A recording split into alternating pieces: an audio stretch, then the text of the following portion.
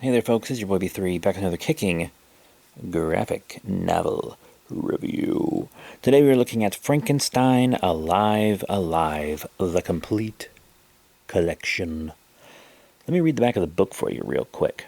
Inspired by Mary Shelley's immortal gothic horror classic, Frankenstein Alive, Alive continues the story of Victor Frankenstein's Promethean monster as the creature embarks on a journey to discover his own humanity. Written and illustrated by the classic pairing of Steve Niles and Bernie Wrightson, this collection includes the 4-issue series along with an extended gallery section of never-before-seen layouts and pencils by Wrightson, all scanned from the original art. Additional art is supplied in the final chapter by Kelly Jones, Wrightson's handpicked successor to complete Frankenstein Alive, Alive. Bernie Wrightson is a name I'm familiar with from Swamp Thing. By the way, a lot of Swamp Thing reviews coming up. I've been on a kick, sort of. But Bernie Wrightson is actually one of my partner's all-time favorite artists. He's a big art guy. So, and Wrightson's work is truly incredible. And Stephen Niles did a great job here, too. This was published by IDW, by the way. I read a lot of IDW books. A lot of you are probably familiar with them because of Godzilla, specifically. But anyways, this is actually a sequel to their first Frankenstein series, their first Frankenstein book. And I didn't know that going into this. This book was a recommended book on Amazon, and I just got it. And yet, the back kind of says it's a sequel, but the way it says it is it's like a sequel to the book. And this does feel like it could almost connect directly to Mary Shelley's work. Because I've read the original Frankenstein. One of these days I'll get around to reviewing it. I don't do a lot of book reviews because most of the books I read that aren't comics are nonfiction. And I don't like to review nonfiction most of the time. But it's the best book I've ever read. Period. It's the best book ever written. There you go. That's a review. And this really felt like it could actually be a follow-up story to Mary Shelley's Frankenstein. It really does. And it's only 4 issues in the gallery. You know? Pretty cool. There's an introduction by Steve Niles, and it is dedicated to Bernie Wrightson, as it should be. Very magnificent book. And the whole thing is in black and white, which I liked. I used to be an idiot that didn't like black and white comics. My mind was quickly changed on that. And it was weird because there was a time in my life where I loved black and white movies. So many of my favorite films were in black and white. But I wouldn't give black and white comics a chance. Don't ask me why. I was in like middle school at the time probably. I think I'm just an idiot. And now I just love black and white so much. I love the shadows and the way they're played with in black and white art and stuff in a way that a lot of things that are in color don't even try to do. I mean, they can, and they have, but not always.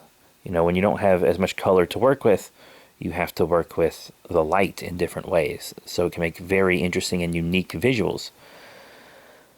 Very cool. But it starts off in this circus, and Frankenstein's monster is at the circus. He's like employed there, and the circus folk dig him. They're like, hey, good job today, bud. He like pretends to be kind of the kind of monster that you see in the Universal Frankenstein films, the kind of Boris Karloff-y monster. He acts like that in the circus to kind of scare people, like as part of the show. But he's actually just a guy. He's a very articulate guy. Because, you know, the monster in Mary Shelley's book is an incredibly articulate being. Incredibly articulate. And he like hallucinates Victor Frankenstein sometimes, and he tries to let himself freeze to death in the Arctic. It doesn't work. He throws himself into a volcano to die. It doesn't work. And he eventually gets dug up by this scientist. And this scientist is actually trying to find ways to help people medically. And he's fascinated with the monster. He's not scared of him at any point. Like, he comes out of the rock and he's like, wow, this is amazing. And he's telling Frankenstein's monster about his job, how he helps pregnant women with their pregnancies and giving birth, and with a little bit of early childcare and stuff. That's kind of his job. He's got a big lab. He's a very fancy doctor, well known, well renowned, and he's kind of working on something because sometimes, I mean, this takes place in the past, and even still today, birth is a traumatic, complicated thing. Babies don't always make it through that. And when a baby dies, he uses cells from the baby that he uses to make medicine. And I'm reading this, and I'm like, are they talking about stem cells? Is this like a gothic horror sci-fi stem cell? They don't call it stem cells, but it almost seems like that's what this is in a way. But this doctor gives the monster access to his library where he can learn everything, and he stays there for years, like at least a decade, a long time. And he just kind of stays out of the way. Like, the wife never really sees him. He doesn't even come into contact with servants or anything, even though the doctor does appear to have them. But his wife is very sick, and he's very devoted to her. He's trying to find a cure. And when the wife does see Frankenstein's monster, she's horrified by him. Like, it had been so many years since he saw anyone other than this doctor, and he forgot kind of that he is horrifying in appearance. And the wife was already sick, but she starts to go downhill after she sees him. So he kind of feels guilty, like he's causing her death. And he has these horrible nightmares because he also feels guilty for deaths he intentionally caused. He is a murderer. He murders out of rage and jealousy and whatnot in Mary Shelley's original Frankenstein. And he's haunted by that here. He's haunted by the things he did in the past. And he sees himself as a monster, not because of how he's put together, though he does struggle with that. He has an existential crisis that's kind of ongoing. He's like, am I human? Should I want to be human? What does it mean to be human? Do I even have a soul? Should I try to be human? It's incredibly interesting. But then there's this other woman that starts catching glimpses of him, and she is pregnant. And the monster finds out that the doctor plans on taking her baby after it's born and killing it to get what he needs to cure his wife, who is effectively brain dead. His wife is pretty much brain dead. And Frankenstein's monster is torn because he's like, this doctor, who's always been a good man, is now so desperate that he's going to take the life of a baby to save his wife, who seems beyond saving. Like, it might not even work, and he'll have killed a baby for nothing. And even if it does work, that's still awful. That's really horrible. And his immediate instinct is to kill this doctor. And he's like, oh shit, the doctor is going to be a monster if he kills this baby, but my immediate instinct is to kill somebody. So I'm a monster too. And he doesn't know what to do. This doctor's always been so kind, but he can't let him do this horrible thing. So he kind of leaves for a while. Spends time living in the wilderness. And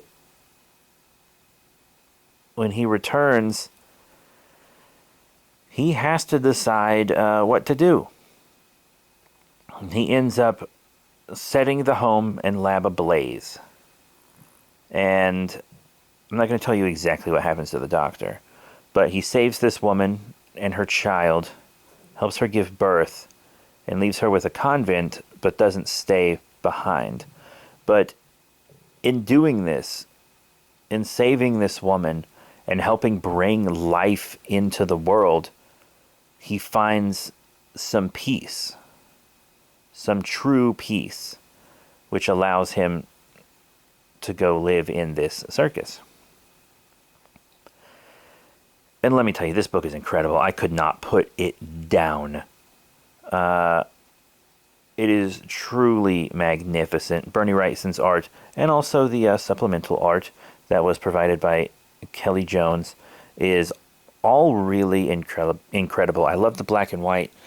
This is a sequel to a previous Frankenstein comic, but once again, I didn't know that going into it. I went into it, and it just felt so much like a sequel to the actual book that I completely understood it. In all honesty, you could probably completely understand this just with general knowledge about the story of Frankenstein. Really. It's an incredibly great, magnificent, thoughtful book. Magnificent writing, magnificent art, great meaning to it. Honestly, I have no notes. I have no notes. It's something you can jump into just with general cultural knowledge of Frankenstein. You don't even have to read the book before it, but it also works great as a sequel to Mary Shelley's actual novel. I mean, wow. Truly a magnificent work of art. And you want to know something incredible? If you have Amazon Prime, you can read it on Kindle for free. At the time of recording this, if you are an Amazon Prime subscriber, if you don't have a Kindle, you can download the app on your smartphone, and you can read Frankenstein Alive Alive digitally, legally for free. I'm very big on reading stuff legally to support the artists and whatnot. This book is available for free. So if you have the means, well, I mean, I guess it's not free. It's for no additional cost with Prime. But if you have the means to read it, I highly recommend it. It is an incredible book. I think it's timeless. This book is going to hold up incredibly well for future generations, I think. It's magnificent. Once again, I have no notes. No notes. And, Guillermo del Toro, one of the greatest filmmakers of all time, is making a Frankenstein film. And his film is going to take a lot of inspiration from these very Frankenstein comics. And he is one of my favorite filmmakers and one of the greatest filmmakers of all time. So if it's got his stamp of approval, you know it's great. So that's it. Thank you all very much for your support. Remember to rate, comment, and subscribe. Check out all the cool links in the description below. Facebook, Twitter, etc. And I will be seeing you all next time. Bye for now.